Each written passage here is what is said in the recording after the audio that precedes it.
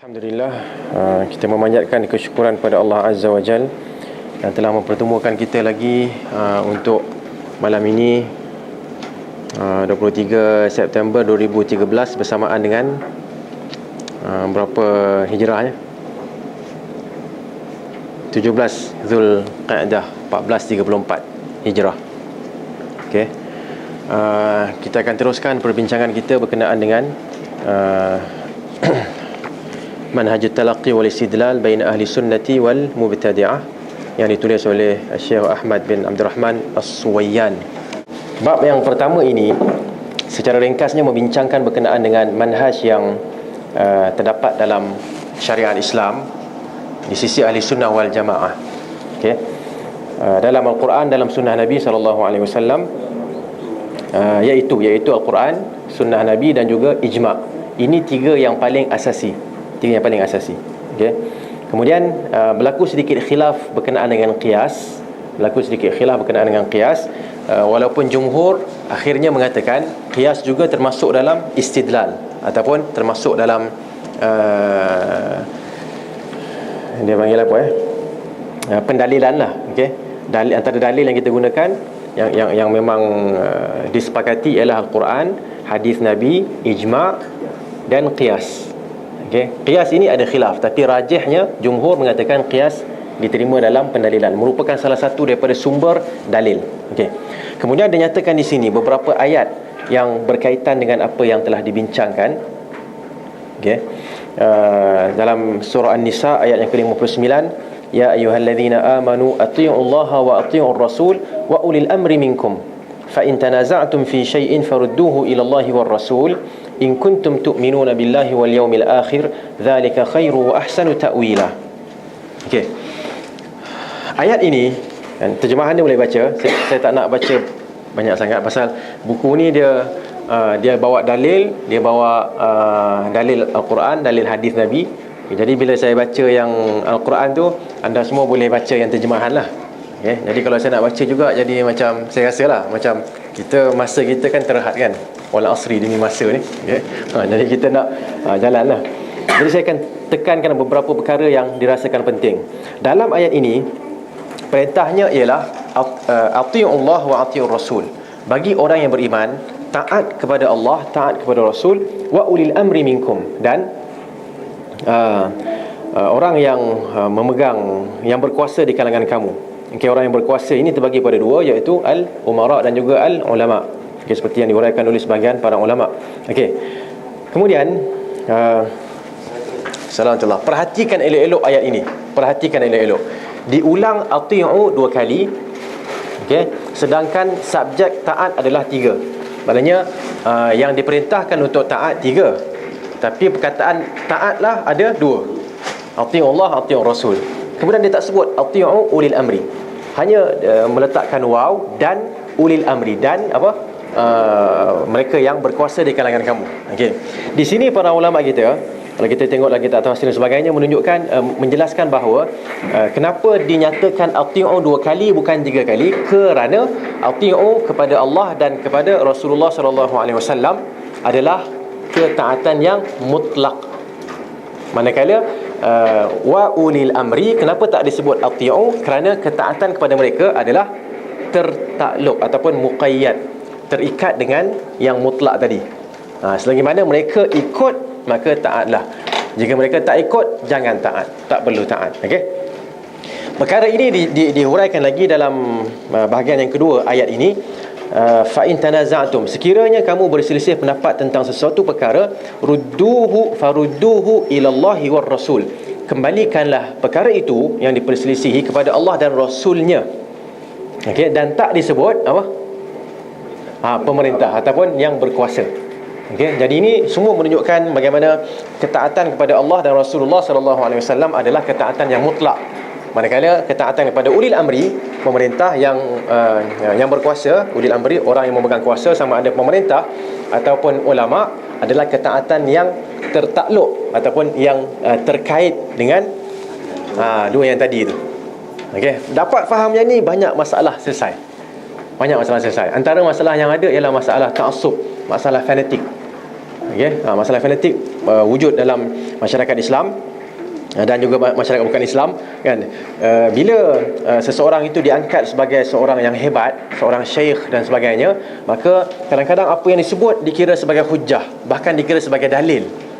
Sedangkan kita menjadikannya hujah selagi mana ianya tidak menyalahi Allah dan Rasulullah sallallahu alaihi wasallam. Okey, in kuntum tu'minuna billahi wal yaumil akhir, sekiranya kamu benar-benar beriman dengan Allah dan hari akhirat. Okay, jadi Allah Subhanahu Wa Taala nyatakan apa yang disebut tadi itu sekiranya kamu beriman. Maknanya kalau kamu tak buat, keimanan kamu ada masalah yang besar. Ada masalah dalam iman itu.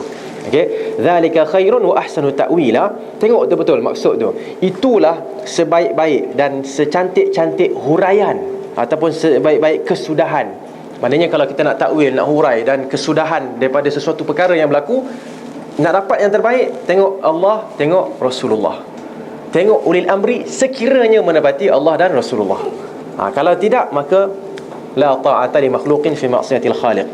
Tiada ketaatan kepada makhluk dalam perkara yang menyalahi al-khaliq, pencipta. Okey. Surah yang ayat yang seterusnya, Asy-Syura ayat yang ke-10. Wa makhtalaftum fihi min syai'in fa hukmuhu ila Allah. Apa saja perselisihan, hukumnya dikembalikan kepada Allah. Okey, selesai. Al-Hasyr ayat yang ke-7. Wa ma atakumur rasulu fakhudhuhu wa ma nahakum anhu fantahu. Apa yang dibawa oleh Rasul kepada kamu maka terima, dan apa yang dilarang maka tinggalkan. Okey. Wa may yushaqiqir rasula min ba'di ma tabayyana lahu al-huda wa yattabi' ghayra sabilil mu'minin nuwallihi ma tawalla wa nuslihi jahannam wa sa'at masira. An-Nisa 115. Okey. Kita huraikan sedikit. Sesiapa yang menentang Rasulullah sallallahu alaihi wasallam selepas jelas kepadanya hidayat, okey, kemudian dia ikut jalan selain jalan orang-orang yang beriman, okey, apa akan berlaku kepadanya? Nuwallihi ma tawalla, kami akan memberikannya kuasa untuk melakukan kesesatan yang dia pilih. Okey, sebab tu kita akan tengok orang yang tak ikut Quran, tak ikut sunnah, elok aje kan, dia boleh bina masjid, boleh je bina masjid kan. Yang ikut sunnah ni kadang-kadang nak bina masjid terkial-kial nak cari dana kan, tapi tengok boleh je, tak ada masalah kan. Okey, wa nuslihi jahannam, tapi apa yang dia buat itu akan memasukkannya, okey, kami akan masukkannya ke dalam jahannam. Jadi tak wasaat masira, tempat kembalinya adalah tempat kembali yang cukup teruk ataupun cukup buruk. Okey, dengan ayat ini kita faham, para ulama kita melihat dengan lebih teliti, mengatakan ada dua benda lah kat sini. Apa dia? Yang pertama ialah Rasul. Okey, yang kedua ialah yang kedua apa? Cuba tengok sikit ayat ni. Apa yang kedua tu? Kalau nak garislah ayat ni, nak garis pertama, sesiapa yang menentang Rasul. Itu yang pertama. Yang kedua? Yang kedua apa? Sabil apa? Sabilil mu'minin, jalan yang lain dari jalan orang-orang yang beriman. Sebut bahasa Arab sabilil mu'minin, dan bahasa Melayu jalan yang lain dari jalan orang-orang yang panjang lah kan. Hafal je, sabilil mu'minin. Dua benda, ar-rasul dengan sabilil mu'minin. Okey, ayat ini menekankan Rasulullah dan jalan orang yang beriman. Jalan orang yang beriman, masa ayat ini turun siapa? Para sahabat. Dan seterusnya, setiap zaman itu orang Islam yang ikut para sahabat. Okay, jadi kalau nak faham sesuatu benda akan dihuraikan sebentar lagi insya-Allah. Tengok apa yang Nabi buat, tengok apa yang para sahabat buat, dan tengok apa yang orang Islam buat menepati mereka, iaitu Rasulullah dan para sahabat. Okey, barulah selamat daripada yang tadi semua tu, iaitu nuwallihi ma tawalla nuslihi jahannam wa sa'at masira. Okey, selepas itu berpegang kepada tiga masdar ataupun tiga sumber yang terpelihara, iaitu Alkitab, As-Sunnah dan juga Ijma' adalah asas bagi agama Islam. Okay, dan dengan itulah kita akan huraikan perkara-perkara yang berikut, iaitu pertama, mengagungkan nas-nas agama dan patuh terhadapnya. Yang kedua, bersandarkan ataupun bolehlah bersandarkan kepada hadis-hadis yang sahih. Itu dasar yang kedua, usul yang kedua. Dan usul yang ketiga ialah sihhatu fahmin nusus, kesahihan memahami nas. Okey, jadi Kalau nak ringkaskan lagi kat sini, kalau nak bagi ni dah ringkas ni kan, tapi kalau nak bagi ringkas lagi, seperti dalam tajuk ni lah, tajuk kitab ni ataupun buku ni, talaqi istidlal. Nampak tak? Talaqi dengan istidlal. Dia ada dua. Pertama sumber, yang kedua cara nak menggunakan sumber itu. Ada orang dia akan ambil sumber yang betul, iaitu Al-Quran. Wa'bud rabbaka hatta ya'tiyakal yaqin. Wa'bud rabbaka hatta ya'tiyakal yaqin. Sembahlah Tuhanmu sehingga datang kepadamu keyakinan. Keyakinan tu apa dia?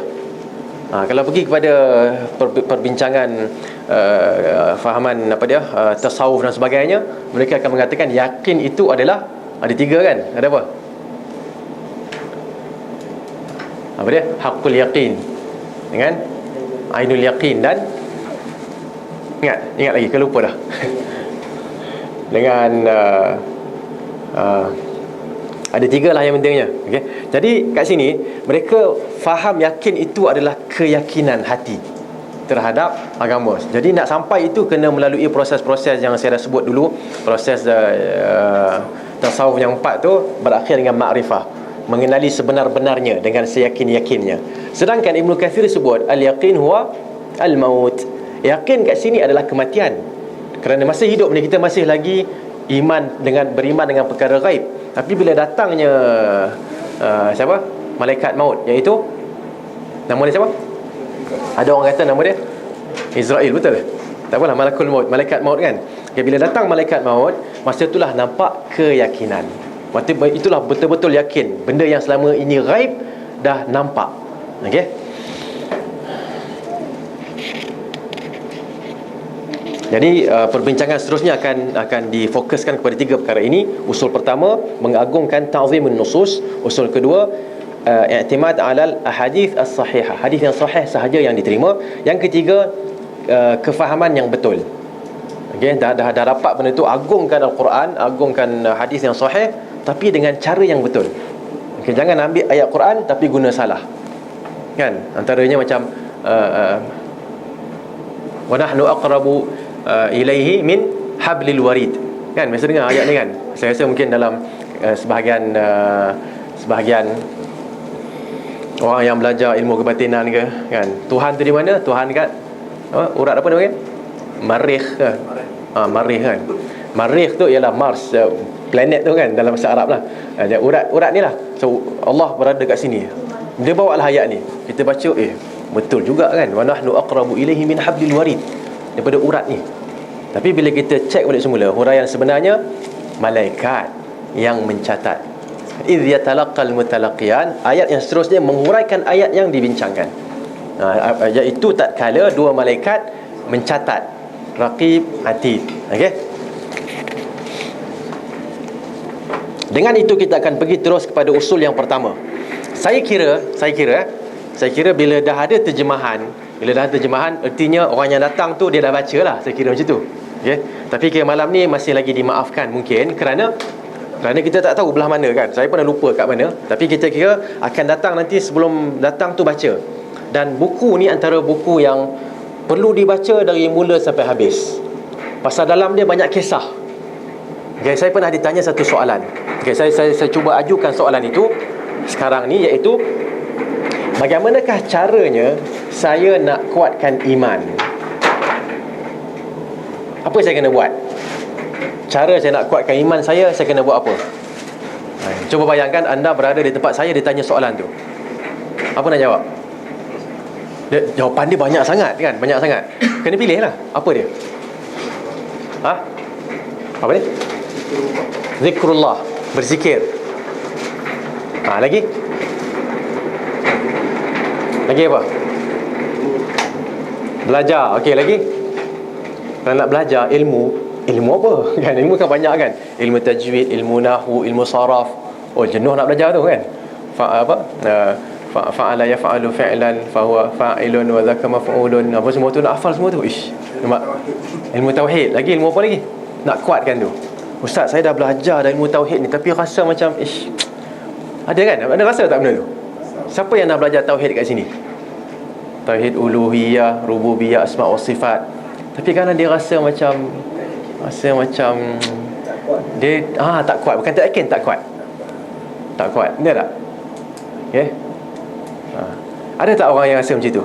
Tu soalan dia untuk orang ni, ataupun bagi pihak dia. Kata, ustaz, saya dah belajar tapi rasa macam tak kuat lagi, apa saya kena buat? Cuba bagi jawapan sekejap.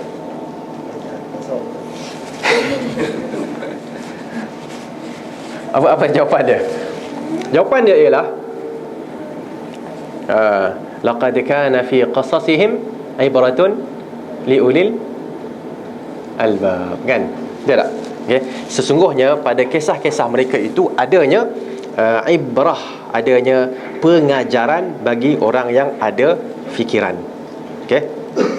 Jadi ayat ni dan juga ayat lain dalam surah Yusuf ada faqsusil qasas, maka ceritakanlah kisah-kisah. Ceritakanlah kisah-kisah. Okay. Saya masa belajar dulu, nak cerita sikit masa belajar dulu ada seorang ustaz ni, dia satu hari tu dia macam berfikir. Dia berfikir, okay. Jadi bila kita tanya, Syekh fikir pasal apa? Dia kata, saya fikir tentang bagaimana saharatu Fir'aun, tukang sihir Fir'aun sanggup menerima azab. Dia kata, kalau kita kenalah macam tu, kan, sanggup ke kita sabar? Dia tak? Apa cerita tukang sihir Fir'aun? Selepas beriman, Fir'aun buat apa? Dia tak bunuh macam tu. Kalau bunuh macam tu, selesailah ceritanya. Dia salibkan terlebih dahulu. Okay. Lepas tu buat apa? Salib ni hidup lagi ke mati? Hidup lagi? Lagi? Lain apa lagi rasa salib ni? Sakit. Pasal apa sakit? Biasa tengok gambar orang kena salib. Dia paku, dia bukannya ikat cantik-cantik kan. Tak, dia paku, tangan tu kena paku. Bila tangan kena paku, sakit lah. Betul tak? Okay. Lepas tu apa lagi? Potong. Potong bersilang. Maknanya kalau potong tangan kanan, potong kaki kiri. Betul, potong kaki kiri, potong kepala, mati tak? Mati. Potong tangan, mati tak? Sakit macam nak mati lah, tapi dia tak mati. Tak? Jadi itu adalah seksaan demi seksaan. Okay. Tapi itu yang dia nak sebutkan. Bila baca kisah tu, dia cuba nak menggambarkan bagaimana agaknya orang yang berada dalam situasi itu. Tapi kalau kita dah baca satu, kemudian baca lagi dan baca lagi dan baca lagi, kisah-kisah bagaimana para rasul, para pengikut rasul, kemudian para salaf, iaitu para sahabat dan sebagainya, yang diseksa dan mereka sabar.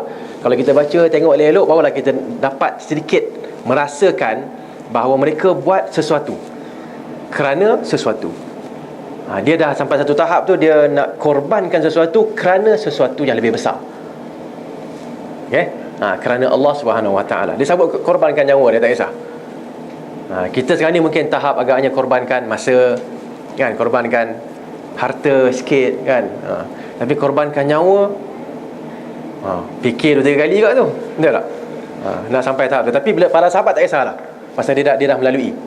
So, kita kalau nak dapatkan rasa tu, ataupun dipanggil semangat tu, caranya adalah antara lain dengan membaca kisah-kisah. Sebab tu ada Ibnu Katsir, dia buat kisah Qisasul Anbiya, kan, kisah para nabi.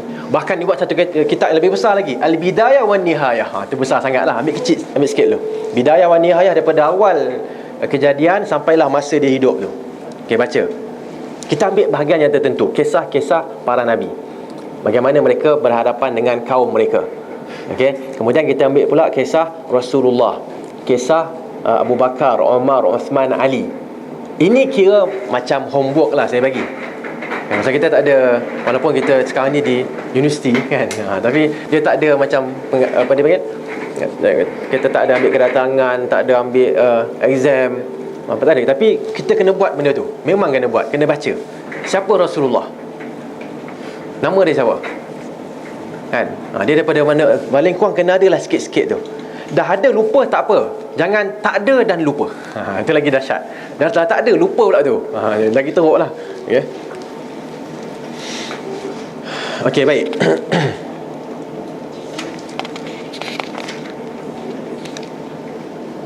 Kat mana tadi? Okey. Baru nak mula kan? Okey, usul yang pertama. Jadi saya nak nyatakan tadi, macam mana ada orang tanya kepada saya, apakah cara nak kuatkan iman? Caranya ialah dengan membaca kisah. Bukannya nak datangkan keyakinan. Nak datangkan keyakinan kena belajar. Ni hafal ni. Kalau dekat belajar yang betul-betul, ini pun kira betul juga, bukan tak betul kan. Tapi kalau yang ada periksa tu, kena hafal lah semua ni. Dan periksa nanti contohnya, uzkur adillata ta'zimin nusus syar'iyyah. Nyatakanlah dalil-dalil mengagungkan nas-nas agama. Nyatakan berapa? Dia akan sebut uzkur khamsatan, nyatakan 5. Kena hafal 1, 2, 3, 4, 5. Kena hafal ayat ni, semua kena hafal. Kena tulis kat situ. Kalau hafal tak kerti tulis pun tak jadi apa juga. Hafal kena tulis kat tu. Okey, belum lagi dia minta ma'at tashkil, bersama dengan harakat yang kena bubuh juga. Wa anibu, baca macam mana? Kadang-kadang ada syekh-syekh yang dia, orang kata apa, dia ada kejam sikit lah kan.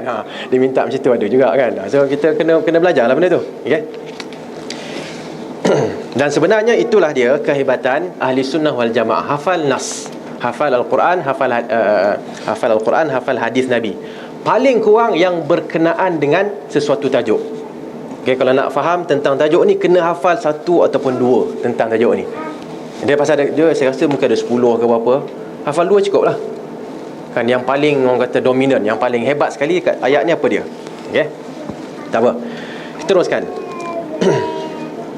Asal ataupun dasar agama yang Allah redai ialah, untuk orang Islam, istislam, al-khudu', al-inqiyad. Okay, menyerahkan diri, tunduk dan patuh. Wa anibu ila rabbikum wa aslimulah. Ini dalilnya, kembalilah kepada Tuhanmu dan berserahlah kepadanya. Berserah bulat-bulat kepada Allah Subhanahu wa taala. Okey, ayat Zumar, Az-Zumar ayat yang ke-54. Baik. Apa maksud istislam? Maksud menyerahkan diri ialah mengagungkan perintah Allah Subhanahu wa taala dan larangan Allah, dan taat terhadap dua perkara itu. Apa yang Allah perintahkan, apa yang Allah larang, kita dengar dan kita taat. Okey. Dan seterusnya ialah berhenti pada batasan-batasan yang Allah turunkan kepada Nabi Muhammad sallallahu alaihi wasallam berdasarkan firman Allah Azza wa Jalla dalam surah Al-Hajj ayat yang ke-30, "Dzalika wa may yu'azzim hurumatillahi fahuwa khairul lahu 'inda rabbih." Begitulah sesiapa yang menghormati hukum-hukum Allah, maka demikian itu menjadi kebaikan baginya di sisi Tuhannya. Kemudian Al-Hajj juga 32, "Dzalika wa may yu'azzim sya'airallahi fa innaha min taqwal qulub." Begitulah sesiapa yang menghormati syiar-syiar agama Allah, okay, maka sesungguhnya perbuatan itu satu kesan dari sifat-sifat taqwa yang ada pada hatinya. Okay, saya nak tanya sedikit, syiar Allah ni apa dia? Apa syiar Allah yang kita nampak? Solat lagi? Azan lagi? Okay, apa? Masjid lagi? Dalam bilik ni ada tak syiar Allah? Shampoo apa? Majlis ilmu. Ustaz adalah syiar Allah. Dahsyat tu. Weh, bahaya tu. Contoh syiar Allah ialah pakai tudung, tutup aurat. Kan, maknanya sesuatu yang dibuat untuk mengagungkan Allah. Okey? Pakai songkok, pakai kopiah, kan? Tak pakai songkok kan? Maknanya benda-benda ini adalah untuk nak menggambarkan ketaatan pada Allah. Itu adalah syiar Allah, benda yang menggambarkan. Okey? Syiar ni biasa yang nampak. Kalau benda yang tak nampak, tak nama syiar. Okey? Baik. Saya boleh baca ayat ni, biasanya akan terlintas dalam minda saya satu benda, iaitu kadang-kadang kita pandang rendah pada orang. Okey? Kenapa? Kerana dia tak tutup aurat macam kita. Dia tak pakai kopiah macam kita. Dia tak apa lagi, macam-macam lah yang zahir tu tak nampak. Tapi kalau pergi mendalam sedikit, kan, pergi mendalam sedikit tentang apa? Tentang Allah, tentang Rasulullah yang dilukis sebagai kartun dan sebagainya, kan. Dia akan cakap apa? Dia akan maki orang tu. Dia akan maki apa dia? Pelukis tu. Tapi bila sampai waktu solat, ustaz pergilah solat depan tu masjid. Ustaz terus belok kanan, jangan belok kiri tu benda lain, masuk kanan. Jom sekali. Tak apa ustaz pergi, saya tunggu sini. Tunggu sini tu untuk apa? Solat ni macam mana? Nak kata jamak tak juga. Nak kan? Okay. Jadi benda ni dia paling kurang dia ada syiar. Bila keluar paper tak guna betul ini ustaz ada ke dia buat nabi kita macam ni. Kita tengok dia kan, kita bila fikir sekarang kita fikir solat dia tak solat. Tapi bila Nabi Muhammad dipermainkan, dihina, dia marah. Paling kurang dia masih lagi ada sesuatu takwa dalam hati dia. Tinggal kita kita punya kemahiran nak cuit benda tu. Okay, kalau kita pandai cuit, dia tak melatah lah, tapi dia akan apa? Dia akan bangkit dan dia akan jadi mungkin lebih baik daripada kita. Okay? Tapi kalau kita tak pandai cuit, kita pun biarkan dia, dia akan hanyut gitulah. Okay. Kemudian apa sahaja yang Allah perintahkan, apa yang Allah larang, mestilah diagungkan, dimuliakan dan diikuti. Okey. Dan ini merupakan jalan untuk kejayaan dan kemenangan. Dalilnya, innama kana qaulal mu'minina idza du'u ila Allahi wa rasulihi liyahkuma bainahum ay yaqulu sami'na wa ata'na. Kami dengar dan kami taat. Wa ulaika humul muflihun. Okey, jawapan orang yang bila dipanggil kepada Allah dan Rasulullah, orang yang beriman ni, apa jawapan mereka? Okey, untuk nak dapatkan satu hukum, jawapan mereka sami'na wa ata'na. Kami dengar, kami taat. Okey. Mereka itulah yang sebenar-benarnya yang akan berjaya. Wa may yuti'illaha wa rasulahu wa yakhshallaha wa yattaqhi fa ulaika humul faizun. Siapa taat pada Allah dan Rasulnya dan takut kepada Allah, bertakwa kepada Allah, mereka itulah orang yang berjaya. Okey, kenapa dibawakan? Cuba boleh fikir tak kenapa dibawakan dua ayat ni berturutan? Yang tadi dengar dan taat. Okey, dengar, taat. Okey, kemudian dengar, taat, khasyah, taqwa. Kan, dengar, taat, lepas tu taat diulang balik semula, khasyah dan taqwa. Okey. Kalau kita nak cuba tengok dari sudut bahasa Arab pun, kita akan tengok pertama sekali dengar. Masalah tak kalau orang tak nak dengar? Kita abang nak huraikan sikit. Dah tak apa. Tahu dah. Dia tak nak dengar. Dalil yang macam ni tak payah dah. Dia tak nak dengar. Masalah tak? Masalah. Sebab tu kalau orang yang dia datang nak dengar, mungkin dia akan datang pun dengan cara yang agak marah-marah pun, tapi dia dengar, tak apa, bagus. Lebih elok daripada orang yang tak nak dengar langsung. Itu pengalaman saya lah. Pernah ada orang dia bila bercakap tu macam nak makan kita tentang sesuatu perkara lah kan. Okay? Kita pun bawa tak ada dalil apa semua, dalilnya begini, urai kepada dia, macam nak marah. Dan lepas tu tak lama tak jumpa, tiba-tiba datang balik, jadi baik lah. Jadi bila tanya, dia terima. Tanya pada kawan-kawan, dia terima masalah tu. Okay? Dengar, kemudian taat. Taat kepada siapa? Taat kepada Allah dan Rasulnya. Yakhshallah yattaqhi. Okay? Takut dan taqwa. Maknanya bila dia buat ketaatan, solat kan, Allahu Akbar. Ada tak orang solat tapi dia benci solat? Ada kan? Dia tak ada feeling, tak ada rasa. Dia solat tu pasal apa? Saya tengok bapak dia suruh solat, dia solat lah. Macam kita dulu lah, macam kecil-kecil kan. Tak usah pergi jauh, kita macam kecil-kecil kan, kalau mak ada semayang lah kan, takut kena rotan. Tapi kalau mak tak ada, merdeka lah. Kan, kalau semayang pun syarat je lah 1 rakaat. Daripada 4 tu jadi 1 rakaat. Okay? Ataupun jadi 2 ke macam mana ke. Kalau daripada sekarang ni kan ada ustaz-ustaz ni pergi ke rumah kan untuk mengajar kan. Dulu kami macam itulah lebih kurang. Bila ustaz tu datang, okay, kita buka minta dia masuk mengajar apa semua. Tapi bila kadang-kadang rasa malas nak belajar kan, kita kunci pintu, kita buat senyap kat dalam tu. Jadi ustaz pun pin tak ada kan, rahimahullah, meninggal lah. Okay? Dan dia akan letak apa? Dia akan letak tanda lah bahawa dia dah datang. Dia kat kasut situ letak gantung. So maknanya dia dah datang lah. Jadi bila dia dah balik tu, kami letak kasut tu bawah balik semula. Jadi bila mak balik, mana? Tak datang pun ustaz. So itulah dia yang dibuat akhirnya kena watan lah. Pasal apa? Pasal dia bila dah cross check tu, kenapa ustaz tak datang? Datang. Kenapa dia orang kata tak datang? Dah tahulah kan. Allah musta'an. Okey. Benda tu benda biasa. Kalau berlaku pada anak-anak kita, benda biasa lah. Kita kena pantau sahaja. Okey.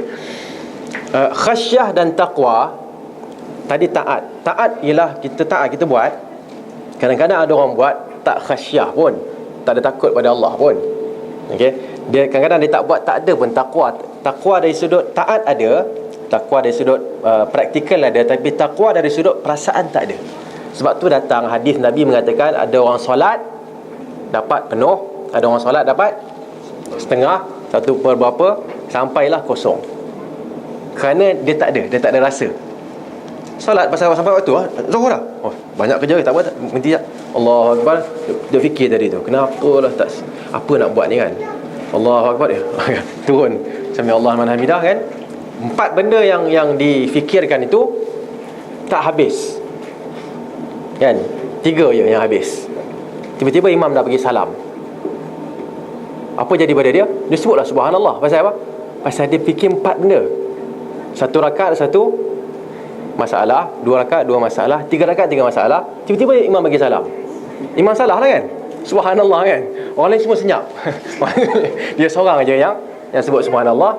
Itu kadang-kadang kenapa? Kerana dia fikirkan masalah dekat office dia, bukannya dia khusyuk dengan imam tu. Okey. Okey, kemudian Allah juga melarang daripada kita mendahului Allah dan Rasulnya. Seperti dalam ayat yang masyhur ni, saya rasa semua orang patut hafal benda ni. Ayat pertama dalam surah Al-Hujurat. Okey. Ya ayyuhallazina amanu la tuqaddimu baina yadayillahi wa rasulih wattaqullaha innallaha samii'un alim. Okey, jangan dahului di hadapan Allah dan Rasulnya, bertakwalah kamu kepada Allah. Kenapa? Apakah yang akan menyebabkan kita tak mendahului Allah dan Rasulnya? Takwa. Kan? Takwa dalam hati tu yang akan menyebabkan kita tahan. Okay, tapi kalau takwa tu tak ada, kita tak kisah. Okey. Kemudian bila datang perintah daripada Allah dan Rasulnya, tidak ada cara kecuali untuk, tidak ada cara untuk kita nak tidak ada ruang untuk nak pilih, tapi yang ada hanyalah untuk terima.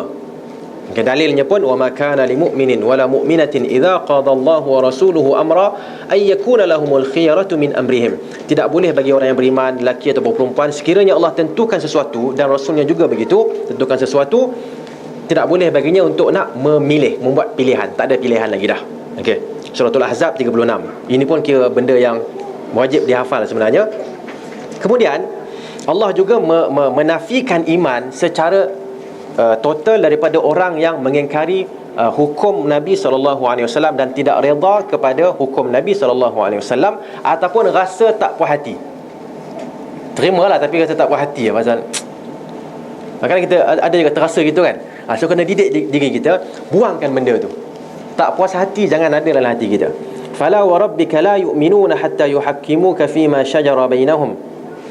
Demi Tuhan mereka tidak beriman sehingga mereka menjadikan kamu sebagai pengadil atas apa yang mereka perselisihkan. Thumma la yajidu fi anfusihim harajan mimma qadait. Okey, 1, 2 kan. Pertama, jadikan pengadil, hakim. Yang kedua ialah tidak ada rasa sempit dalam hati mereka terhadap hukum Rasulullah sallallahu alaihi wasallam, wa yusallimu taslima, dan serah dengan sebenar-benarnya, terima dengan sebenar-benarnya keputusan itu.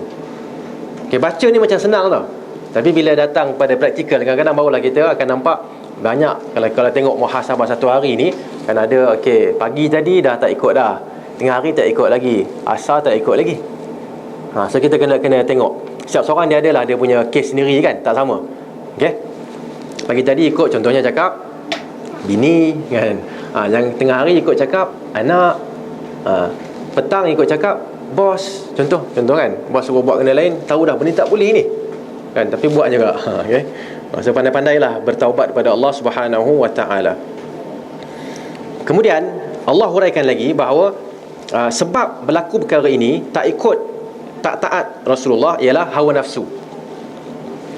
Okay, fa illam yastajibu laka fa'lam annama yattabi'una ahwa'ahum. Kalau tak ikut, ketahuilah kenapa tak ikut, kerana ikut hawa nafsu. Kan kita biasa dengar siapa dulu kan, George Bush kan, tak apa boleh sebut George Bush kan, imma pula lah kan, either you are with us or against us. Di bahasa Arabnya imma takun ma'ana au diddana kan, nak sebut yang tu tadi, sama ada sama kami ataupun tidak bersama kami. Okey, kat sini Kadang-kadang betul kan, kadang-kadang salah. Tapi kita nak nak nyatakan kat sini, kalau orang yang tak ikut Rasulullah sallallahu alaihi wasallam, artinya dia dah ikut benda lain. Dia dah ikut benda lain dah. Okey. Dan yang dia ikut itu ialah hawa nafsu dia. Yang dia ikut ialah hawa nafsu.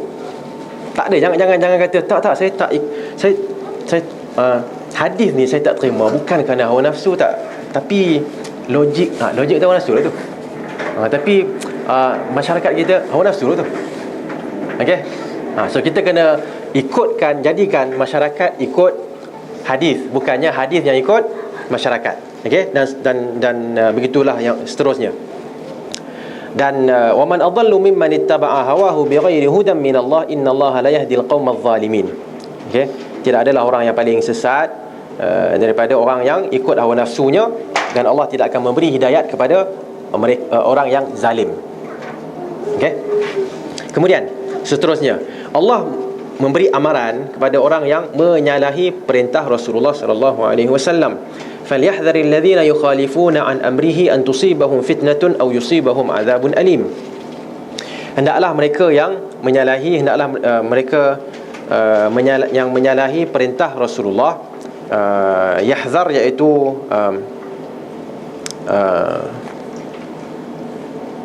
beringat, okey, berjaga-jaga,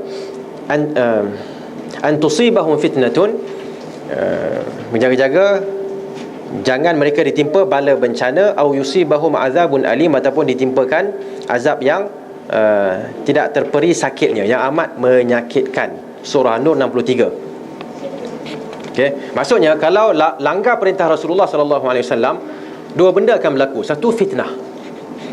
Yang kedua ialah azab. Okey. Pertama fitnah, yang kedua ialah azab. Okey, fitnah ni maksudnya, fitnah ni banyak maksud fitnah lah. Antaranya ialah merasakan diri kita lebih hebat daripada Rasulullah. Itu adalah fitnah. Seperti yang akan kita bincangkan nanti bila dalam kata-kata Imam Malik. Okay, apakah fitnah yang lebih besar? Engkau merasakan apa yang kau buat lebih hebat daripada apa yang Nabi buat. Okay, itu fitnah lah yang kena kat sini. Okay. Kemudian ayat yang seterusnya telah pun kita bacakan tadi. Dan rasanya yang terakhir ialah ma lakum la tarjuna lillahi waqara.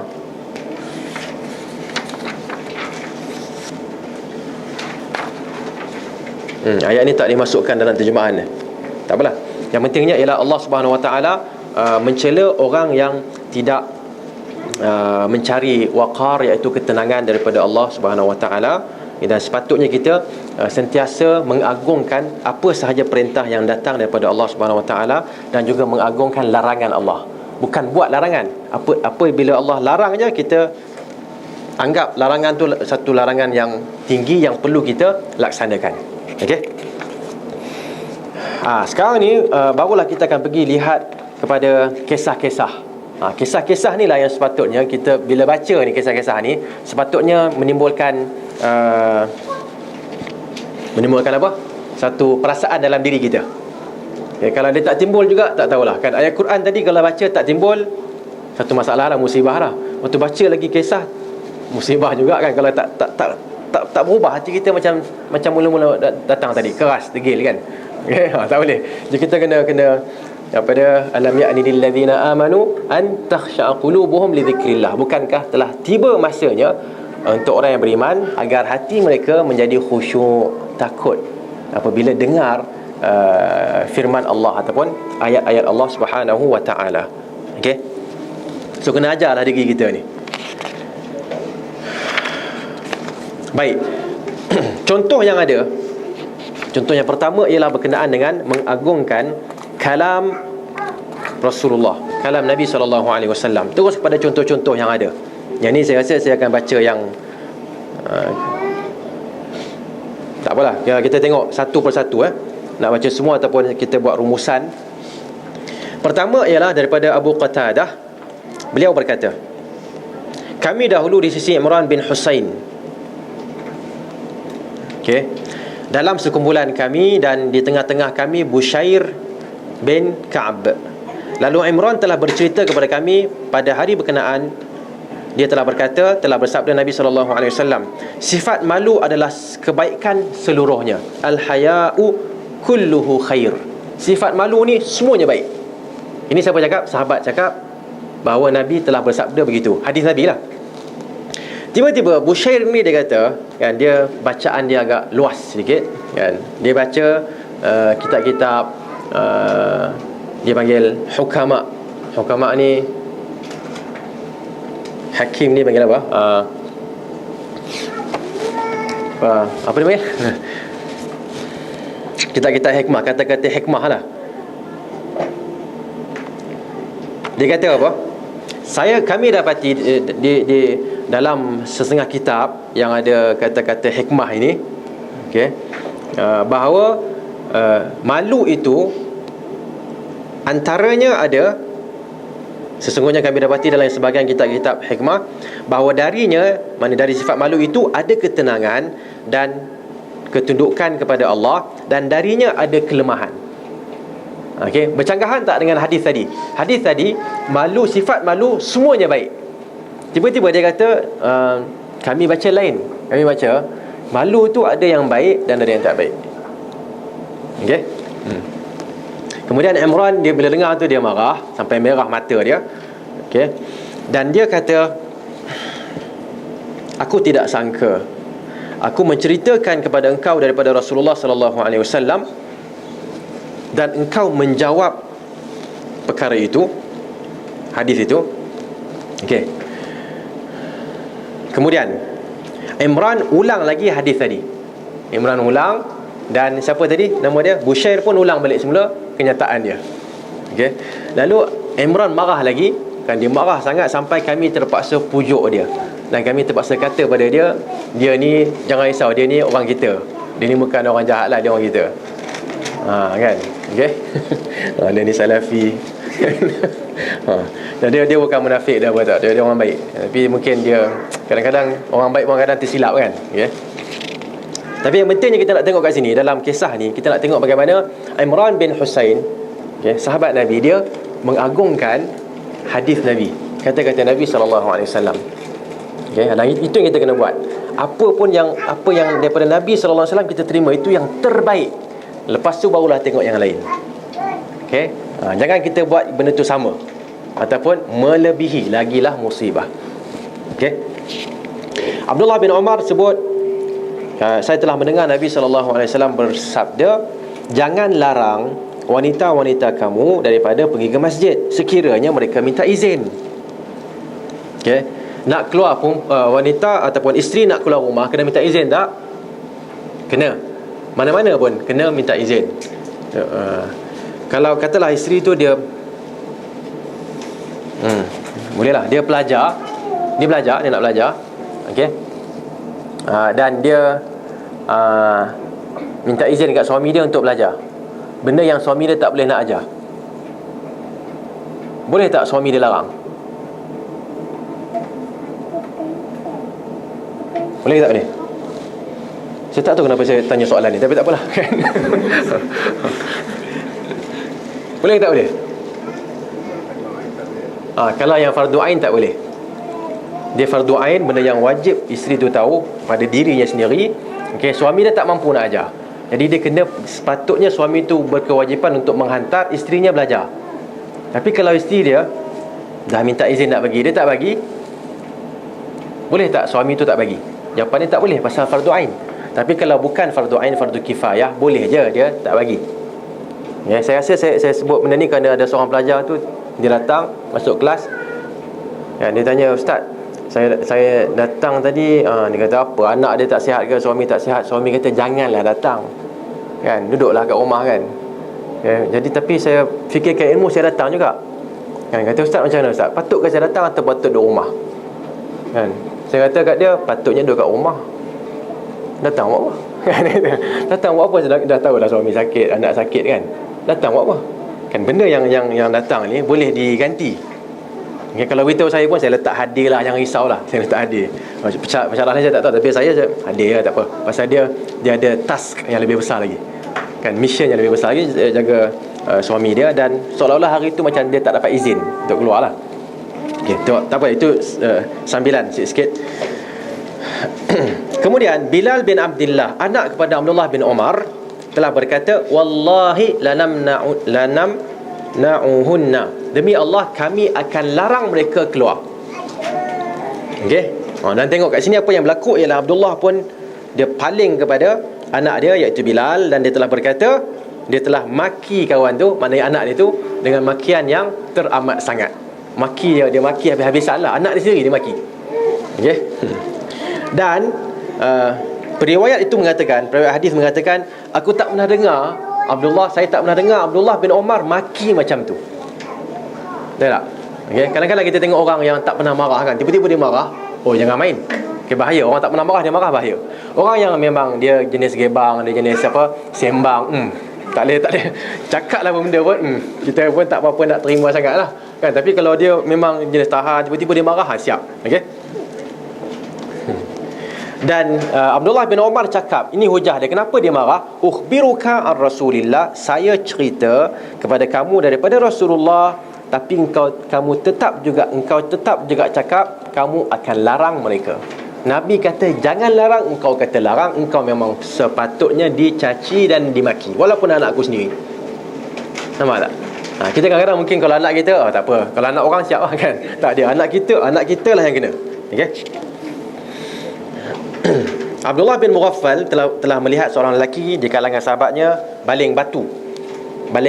Yakhdhif ni baling batu kecil, betul tak? Dia melontar batu. Okey. So dia kata jangan. Nabi tak bagi. Nabi tak suka benda tu. Okey. Kemudian kenapa Nabi tak suka? Kerana tidak diburu dengannya binatang. Baling batu kena binatang tak mati, tak sakit. Okey. Tidak dilukai dengannya musuh. Kalau baling batu bukan untuk kita nak training, baling batu tak ada faedah. Kalau training plastik ini pemanah lah. Anak panah pun munasabah juga, pistol dan sebagainya munasabah. Tapi setakat baling batu boleh buat apa? Baling pada musuh pun, musuh kena sakit sikit je kan, tak ada faedah. Okey.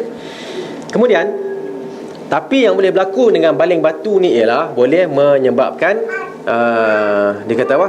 Mematahkan gigi. Kalau kita baling kena gigi, sakit gigi orang. Okey. Dan mata boleh jadi buta dan sebagainya. Tapi bila dia dah larang, tiba-tiba nampak lagi kawan tu, siapa dia? Seorang lelaki di kalangan sahabat dia buat benda yang sama. Jadi dia pun marah dan dia pun mengatakan, aku memberitahu engkau bahawa Rasulullah sallallahu alaihi wasallam dahulu membenci atau melarang daripada melontar-lontar batu. Kemudian aku melihat engkau melontar-lontar, aku tidak akan bercakap dengan engkau selama sekian-sekian. Okay, maknanya dia boykot kawan tu kerana tak ikut perintah Rasulullah sallallahu alaihi wasallam. Okey. So itu yang sepatutnya dibuat, bukannya boykot kerana benda-benda lain. Saya tak tahu lah benda-benda lain, tak boleh fikir sekarang ni pasal masa nak habis, tapi tak apalah. Banyak kadang-kadang kita tak nak kawan pasal mungkin negeri agaknya kan. Tak nak kawan kerana bau Jawa contohnya kan. Dan tak Jawa tak apa nak geng sangat dan sebagainya lah. Tapi kalau tak kawan kerana dia tu tak ikut sunnah Nabi, tak apa, itu tak ada masalah. Okay? Tapi tak kawan boykot ini juga ada caranya, iaitu sekiranya memberi manfaat. Kalau tak memberi manfaat, tak ada manfaat lah. Tapi kalau memberi manfaat, kita boleh buat. Okey, teruskan sikit lagi. Tak apa, saya rasa mungkin satu ataupun dua lagi.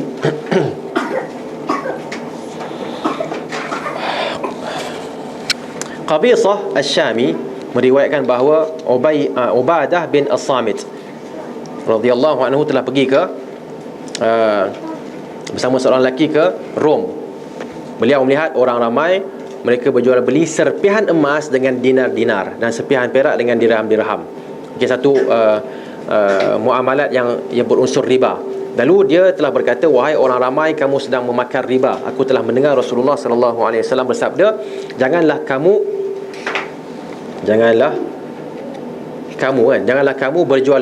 berjual beli emas melainkan satu kadar dengan kadar yang sama. Okey. Timbangan tu kena sama lah. Satu dinar, bukan satu dinar setengah, tak boleh. Okey. Tiada lebihan di antara kedua-duanya dan tiada penangguhan. Okey. Lelaki berkenaan berkata, aku tidak berpendapat riba berlaku di dalam perkara ini melainkan apa yang terjadi pada penangguhan. Nampak tak? Okay? So hadis Nabi yang dibawa ialah riba al-fadl dengan riba ziyadah dan juga nadhirah. Ziyadah tambah, dan nadhirah iaitu tangguh. Tahu tak tangguh macam mana? Tak tahu? Tak tahu? Saya ada dinar, anda pun ada dinar juga. Dinar juga, maknanya 1 kg 1 kg lah. Emas 1 kg, emas 1 kg. Okay? Emas 1 kilogram yang ada kat saya ni emas bentuk iPhone. Kan emas yang ada dekat kawan tu bentuk Samsung. Kan? Kita nak tukar benda tu. Tapi tak nak tukar tu, ambil ni dulu, esok ambil yang tu. Itu namanya penangguhan. Dia kena on the spot, ha'an biha'in. Maknanya ambil ni, aku ambil ni. Dia tak boleh ambil sekarang, tak boleh esok bagi emas tu. Tak boleh, jadi riba. Kenapa? Kerana harga dia, value dia berubah. Okey, begitulah lebih kurang. Jadi kawan ni dia balas balik bahawa kalau tangguh riba, kalau tambah tak riba. Okey. Jadi benda yang samalah juga. Ubadah kata, aku cakap daripada Rasulullah, engkau balas dengan pendapat engkau, dengan ra'yika, dengan pandangan engkau, logik engkau. Okey.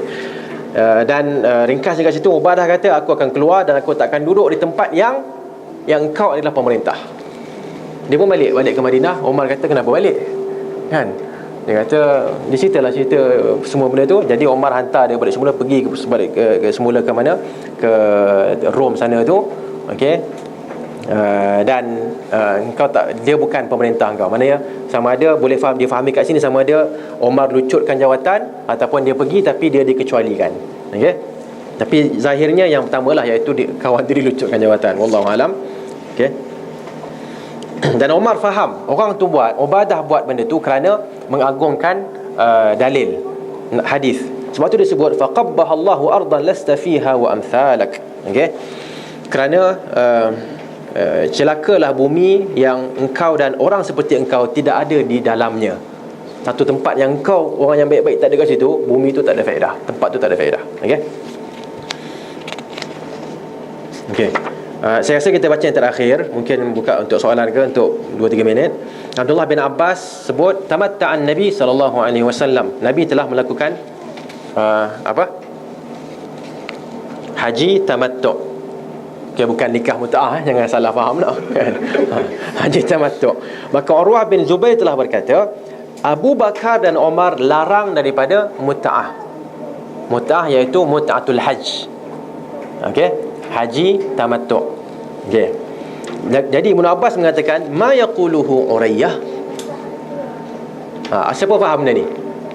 Ma yaquluhu Urayyah. Kawan tu nama Urwah. Dia cakap Urayyah. Tak boleh, saya akan ulang sebentar lagi. Qala yaquluna Abu Bakr wa Umar 'anil mut'ah, faqala Ibn Abbas arahum sayahlikun. Okey. Dia dengarlah Urwah cakap sesuatu kan. Dia kata, Urwah ni, Urayyah cakap apa ni? Dia kata Urwah kata Abu Bakar dan Umar larang daripada mut'atul hajj, daripada haji tamattu'.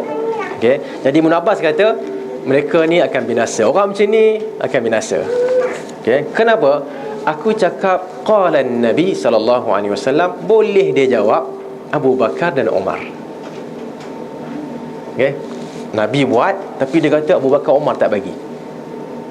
Nampak tak kita sebut tadi kan, level kita kena tinggikan level yang sepatutnya. Kalau qala Allah, nak hujah qala Allah. Qala Rasulullah, qala Rasulullah. Okey. Kalau qala Rasulullah, qala Abu Bakrin, tak boleh. Dia bukan level dia. Qala Abu Bakar, qala Umar, tak apa. Okay, qala Abu Hanifah, jangan apa? Qala Doktor fulan, tak boleh kan? Dia kata qala Abu Hanifah, qala al-Imam Syafi'i. Okey lagi, tak apalah. Kan Imam Abu Hanifah, Imam Syafi'i, hujah, tak apa. Okey, dan begitulah seterusnya. Jadi jangan kita melampaui batas dengan, ataupun kita berlaku zalim yang tak sepatutnya diletakkan setaraf, kita letakkan setaraf. Okey.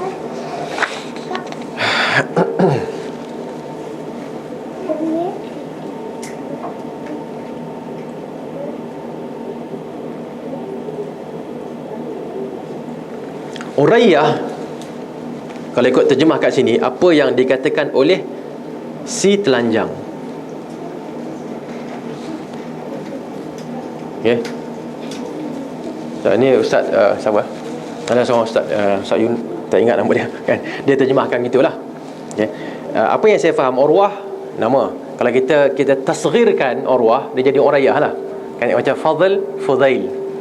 Kan Fadl, Fudail. Jadi tasghir ni banyak maksud. Antara maksudnya ialah kita nak merendahkan orang tu. Kan? Dia, orang yang hebat dengan bercakap, tiba-tiba ada orang sampuk kan. Jadi macam mana kita nak sebut? Kalau kat sini sepatutnya ma yaquluhu Urwah. Urwah cakap apa? Kekalkan nama dia macam masih hormat lagi. Tapi Urayyah ni cakap apa? Budak kecil Urwah ni memperlekehkan dia. Okay? Begitulah lebih kurang. Mungkin juga maksud Urayyah daripada Uri, iaitu telanjang. Okay. Maksudnya masih lagi membawa maksud yang sama, iaitu memperlekehkan orang yang nak melawan hadis Nabi dengan kata-kata sahabat yang hebat pun, tapi dia lawan hadis Nabi. Okay. Dan saya rasa boleh berhenti kat sini sekejap. Tapi sebenarnya ada 3 lagi je untuk kita habis. Kita habiskan sikit lagi. 3 ni habiskan. Okay, saya ringkaskan sikit. Abu Muawiyah Ad-Darir di sisi Harun Ar-Rashid menceritakan hadis Nabi SAW daripada Abu Hurairah, ihtajja Adam wa Musa, bahawa Adam dan Musa, Nabi Adam dan Nabi Musa berhujah, berdebat. Okay. Seseorang yang hadir ni, dia kata, macam mana Nabi Adam nak bergaduh dengan ataupun berdebat dengan Nabi Musa, sedangkan antara mereka tu ada apa? Jarak jauh kurunnya kan. Berapa kurun yang ada kat situ? Jadi Harun Ar-Rashid bangun kan, dia kata yuhaddithuka an Nabi, Nabi Rasul sallallahu alaihi wasallam, dia cerita kepada kamu daripada Nabi sallallahu alaihi wasallam, dan kamu balas dengan bagaimana. Okey. Dan Harun Ar-Rashid dia ulang benda tu sampai kawan tu senyap dan tak kata-kata lagi dah. Tak pun tak berkokok kan. Dia senyap lah, tak kata apa lah. Saya nak tunjukkan bagaimana Harun Ar-Rashid juga Harun Ar-Rashid khalifah kan. Mengagungkan apa dia, kata-kata Rasulullah sallallahu alaihi wasallam. Okey, kemudian qala rajulun liz-Zuhri, seorang lelaki telah berkata kepada al-Imam Az-Zuhri. Okey, tentang hadis ni lah. Nabi bersabda, laisa minna man latamal khudud, bukan terdiri daripada kami orang yang menampar-nampar pipinya. Okey, dan juga yang tak menghormati orang tua. Kan, ini hadis ni macam, yalah, macam betul ke hadis ni? Macam takkan keluar daripada golongan kita yang setakat tampar-tampar je. Bukan urusan besar sangat pun, lebih kurang itulah kan. Tak logik lah. Okay, Zuhri, Imam Az-Zuhri, dia tunduk kepala dia. Dia tunduk lama, kemudian dia angkat balik dan dia mengatakan, minallahi azza wa jalla al-ilm, daripada Allah datangnya ilmu, wa 'ala rasul al-balagh, Rasulullah tugasnya untuk menyampaikan, wa alaina taslim, dan tugas kita untuk terima, berserah kepada apa yang sampai. Bukan tugas kita untuk nak apa? Nak memandai-mandai, nak kata ini tak, ini boleh, ini tak boleh. Ayat ni boleh, ayat ni tak boleh, tak. Kita kena terima semua sekali. Okey. Kemudian terakhir sekali, Abu Sa'ib telah berkata, kunna 'inda Waqi' ibn al-Jarrah, faqala li rajulin mimman 'indahu, kami bersama dengan Waqi' bin al-Jarrah. Okey. Sebelum tu, Az-Zuhri ni siapa dia? Az-Zuhri adalah guru kepada Al-Imam Malik rahimahumullah. Az-Zuhri ni hebat dia tahu mana? Macam mana hebat dia tu? Macam mana hebat Imam Az-Zuhri? Muhammad Ibn Shihab Az-Zuhri dikenali sebagai Ibn Shihab Az-Zuhri, dikenali sebagai Az-Zuhri. Okay. Dalam satu kisah, dia mengajar Imam Malik dan kawan-kawan dia pun mencatat lah kan hadis-hadis ni. Jadi dia kata ini satu kerja yang lembab, duk tulis kan. Jadi saya mau tanya lah, tuan guru dulu macam mana? Kata kami datang, kami dengar, kami balik. Maknanya kami datang, kami dengar, kami hafal, kami balik. Bukan kalau nak datang nak tulis, Syekh sekejap, sama balik. Innamal a'mal lagi. Tak. Kami dengar innamal a'malu binniyat wa innamal likulli imri'in ma nawa. Apa semua? Masuk. Tapi bukan satu hadis ya, dia banyaklah. Satu majlis tu berapa hadis akan disampaikan. Semuanya hafal. Itu Imam Zuhri. Hebatnya Imam Zuhri. Okey. Kemudian pergi kepada Waqi' ibn al-Jarrah. Dia berkata kepada salah seorang yang ada, yang hadir kan, yang belajar ilmu logik ni kan, dia kata asy'ara Rasulullah sallallahu alaihi wasallam hadiah, yakni hadiahu. Nabi sallallahu alaihi wasallam telah menandakan binatang korban Nabi. Kan? Okey, maknanya binatang korban ni macam mana kita nak tahu binatang ni binatang korban, yang ni bukan binatang korban, macam mana? Tak tahu. Ditoreh sikit. Toreh sikit dekat, katalah unta tu dia punya bonggol tu, ditoreh belah kanan ataupun belah kiri, keluar darah sikit. So bila ada darah tu, bila orang tengok, oh, ni unta ni kena kalau unta tu sesat pun orang akan tarik balik pergi ke Mekah untuk disembelih kat sana. Itu cara dia. Okey. Jadi bila dia sebut Nabi telah melakukan benda itu, telah toreh sikit untuk bagi tanda bahawa unta ni unta korban, unta hadi ataupun korban. Kawan tersebut kata Abu Hanifah cakap muslah. Abu Hanifah cakap ini adalah seksa binatang. Okey, seksa binatang. Kemudian lelaki itu telah berkata lagi, fa innahu qad ruya an Ibrahim an-Nakhai annahu qala al-sya'ru muslah. Okey. Dia maknanya dia pun bawa riwayat Ibrahim an-Nakhai, salah seorang ulama juga mengatakan isy'ar, iaitu meletakkan, menandakan binatang dengan torehan tadi tu, bila keluar darah tu adalah muslah, iaitu seksaan. Okey. Qala faraitu waqi'an ghadiba ghadaban shadida. Maka Abu Sa'id mengatakan, saya tengok Waqi' marah dengan sebenar-benar kemarahan. Faqala aqulu laka, dan dia berkata, aku sebut kepada engkau qala Rasulullah wa taqulu qala Ibrahim. Aku cakap Rasulullah sallallahu alaihi wasallam, kau sanggup engkau balas dengan Ibrahim an-Nakhai. Nampak level tak sama? Level tak sama. Okey. Kita panggil bos yang paling tinggi sekali, tiba-tiba dia bagi Pak Gad jawab. Ni apa dia ni? Tak Pak Gad lah, kata ketua jabatan. Rektor cakap macam ni, tiba-tiba ketua jabatan. Kau balas aku dengan ketua jabatan. Rektor cakap ni. Kan? Okey. Ma ahaqqaka an tuhbas. Engkau ni paling layak dimasukkan dalam penjara. Simpan dalam penjara sekejap. Tak boleh keluar sehingga engkau tarik balik apa yang kau cakap tadi. Nampak tak? Penjara tu akan penuh dengan orang-orang ini sebenarnya, kan? Bukannya orang yang penjenayah tu satu hal, tapi ini juga adalah satu bentuk jenayah. Okey. Waqi' ni siapa dia? Guru kepada Imam Syafi'i dan guru kepada dia sebutkan bahawa Waqi' adalah guru kepada segala imam-imam yang ada pada zaman tu lah. So Waqi' ni seorang yang hebat juga, guru kepada Imam Syafi'i dan guru kepada begitu ramai ulama-ulama pada zaman tersebut, guru hadis. Okey. Jadi itulah contoh-contoh ataupun kisah-kisah berkenaan dengan ulama kita, bagaimana mereka mengagungkan hadis Nabi SAW. Okay, jadi kita pun sama juga. Kita didik anak kita tu, kan, untuk hormat kita, dan kita didik dia untuk hormat Nabi lebih daripada kita. Ingat benda tu. Kita ustaz macam mana pun, ayah ustaz lah, betul lah kan. Tapi kalau Nabi sebut sesuatu, kan, yang ayah cakap ni salah, ambil Nabi Rasulullah. Maknanya ayah salah lah. Memang ayah salah. Macam dia tahulah yang ayah dia tu bukan maksum, kan. Yang maksum adalah Rasulullah. Tapi silap orang kalau dia akan letakkan bapak dia lah yang paling hebat sekali. Okey, sampai siapa-siapa pun lawan bapak dia, orang tu adalah salah, tak boleh. Okey, Allah, Rasulullah, lepas tu lah baru makhluk-makhluk, termasuklah si ayah tadi. Okey. Jadi itulah sedikit sebanyak tentang bahagian malam ni. Dan insya-Allah kita akan sambungkan pada kelas yang akan datang. Saya rasa benda ni kalau boleh baca kan. Okay, baca. Maknanya kalau kelas ni terus, alhamdulillah lah. Kalau tak terus pun kurang-kurang benda tu dapatlah ilmu tu kan. Dapat baca pasal tak susah sangat.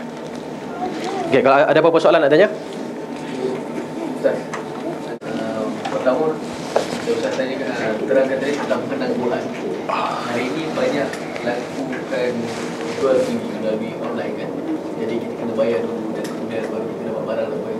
Adakah itu dikira sebagai penangguhan? Itu pertama. Kedua, andai kata kalau kita ada kuliah untuk tentang solat jamak, kuliah daripada pukul 6 hingga pukul 9, 6 petang hingga 9 malam, yang mana dia berterusan, tak berhenti. Dan kalau kata ia kaum muslimat, kaum wanita, surau yang ada pendekatan itu agak membahayakan mereka. Jadi ada bagaimana perlu mereka lakukan solat? Okey. Soalan yang pertama ialah berkenaan dengan penangguhan. Penangguhan ini dia akan jadi riba dalam urusan jual beli sekiranya benda yang benda yang sama. Okey, dan benda yang sama itu adalah emas ataupun perak. Okey, tapi kalau benda lain tak kisah sangat. Contohnya apa? Dia barter trade lah, barter trade. Bukan duit Kalau duit dia tak masuk. Dia barter trade. Contohnya saya ada sekilogram apa? Beras. Okey, nak bagi esok pun sekilogram beras juga. Tak ada masalah. Okey, tapi az-zahab bil-zahab wal fiddah bil-fiddah. Emas dengan emas, perak dengan perak, ha'an biha. Okey, hendaklah dilakukan serta-merta dan pada kadar yang sama. Okey. Tapi kalau lain gandum ke apa lagi sebut lagi beras dan sebagainya, nak bagi ni ada beras apa basmati sekilogram, esok bagi beras yang pulut ke sekilogram, tak apalah, tak kisahlah tu. Okey. Dan kalau online tadi adalah duit dengan barang pun tak ada masalah juga. Cuma kat situ dia akan ada satu masalah lain, iaitu masalah gharar. Kalau dapat dikenal pasti bahawa gharar iaitu penipuan tak berlaku, tak apalah. Kadang-kadang kita nak beli apa lagi nampak Samsung dengan iPhone ni kan, tak apa Samsung kan. Nampak iPhone lah, kita nak tengok iPhone yang kita tengok tu yang asli, tapi datang tu yang baru. Tengok yang second hand, datang yang second hand. Kita beli yang baru, yang asli tengok datang yang China betulnya. Memang iPhone di assembly dia kan, assemble dekat China, tapi ni iPhone China, dalam dia China juga. Sedangkan bayar jadi tu gharar tu tak boleh. Kalau ada gharar, benda tu terbatal. Soalan yang kedua tu jawapan dia dalam soalan, iaitu memang membahayakan semua kan. Maknanya dia dah bertukar menjadi al-amru idza daqat tasa'. Okey, sesuatu urusan sekiranya dia sempit maka dia akan menjadi luas. Faham ya? Itu kaedah usul fiqh lah. Benda yang susah dia akan jadi mudah. Dia akan menghasilkan kemudahan. Contoh macam tadi lah. Dia orang kalau pergi takut kena rompak, takut kena ni perempuan, maka tak apalah, jamak je lah. Jamak dibenarkan. Okey, kelas daripada pukul 6 sampai pukul berapa tadi? 6 sampai pukul 9. Okey, 6 tu dah dekat sejam sebelum maghrib, yang lebih lah kan. 9 tu dah masuk isyak. Jamak lah, kalau tak ada jamak lah, macam mana? Okey. So kita jangan benda-benda yang boleh menyebabkan kesusahan tu, agama Islam memudahkan. Okey. Saya pernah dengar Ustaz Yusuf ni cakap ni soal apa, autoriti ijma', dia yang saya ingat dari segi penadilan lagi kuat daripada Quran dan Sunnah, daripada hadis. Boleh Ustaz terangkan? Jelas. Boleh. Dalam usul fiqh kita ada al-adillah, maknanya perbincangan tentang dalil. So yang antara yang dibincangkan ialah Quran, hadis Nabi, ijma', qiyas, kata-kata sahabat, banyak lagi lah. Okay? Yang lain-lain tu ada kita 10 ke lebih gitu lah. So bila para ulama kita bincang tentang Al-Quran dan hadis Nabi, kemudian ijma', mereka mengatakan ijma' ni dia lebih kuat daripada Quran dan Sunnah. Kenapa dia lebih kuat daripada Quran dan Sunnah? Kerana ijma' ni adalah satu benda yang disepakati oleh para ulama terhadap satu benda yang jelas. Contohnya sembahyang yang 5 waktu, sembahyang 5 waktu kan, wajib tak? Wajib. Apa dalilnya? Dalilnya ialah Al-Quran. Okey, wa aqimis banyaklah dalam Quran ni. Kemudian hadis-hadis Nabi juga, khamsus salawat kan, 5 waktu solat. Okey, kemudian jadi ulama kita akan sebut dalil berkenaan dengan solat 5 waktu ditetapkan oleh Al-Quran, hadis Nabi dan ijma'. Maknanya dia satu benda yang cukup besar. Okay, terdapat dalam Al-Quran, terdapat dalam hadis Nabi, dan ijma' mengatakan ianya wajib. Jadi bila ijma' dah berlaku, langgar ijma' kafir. Sebab tu bahaya. Langgar ijma' bahaya, kafir. Tapi kalau Al-Quran kata begitu, hadis kata begitu, tak ada ijma', kalau langgar, dia tak kira kafir lagi. Jadi ijma' tu dia sebenarnya lebih kepada nak mengukuhkan dan nak menetapkan benda itu tak boleh dilanggar lagi dah. Seolah-olah macam kita buat buku, mungkinlah kan, kita buat buku dan kita patternkan buku tu. Kita buat satu benda, apalah, letaklah apa benda pun. Ni apa ni? Macam ni kan, ni apa benda ni? Sony lah kan. Charger ni kita buatlah yang cantik tu dan kita patternkan dia. Orang langgar, orang ciplak, dia kena lah. Tapi kalau kita buat, kita pun letak, orang ambil kan. Lepas tu kita nak dakwa ini kita punya. Boleh tak dapat? Tak dapat. Okay? So itu lebih kurang itulah fungsi ijma' tu. Bukan nak menentukan sesuatu, tapi nak menguatkan. Sebab tu apa kaedahnya, orang yang apa dia, man angkara al-ijma' kan faqad kafar. Bukan itulah, siapa yang mengingkari ijma' dia telah kufur. Dengan syarat ijma' tu betul-betul berlaku. Ijma' betul berlaku maksudnya ulama banyaklah di kalangan ahli sunnah yang mengatakan benda itu ijma'. Okey. Saya rasa itu saja kot untuk malam ni. Semoga Allah Subhanahu Wa Taala memberikan kita ilmu dan kefahaman terhadap ajaran Islam, dan semoga Allah Subhanahu Wa Taala merahmati kita dan menerima segala usaha kita sebagai amal yang saleh di sisinya pada hari kita berjumpa dengannya. Subhanakallahumma wa bihamdik, asyhadu an la ilaha illa anta, astaghfiruka wa atubu ilaik. Wallahu ta'ala a'lam wa jazakumullahu khairan katsira.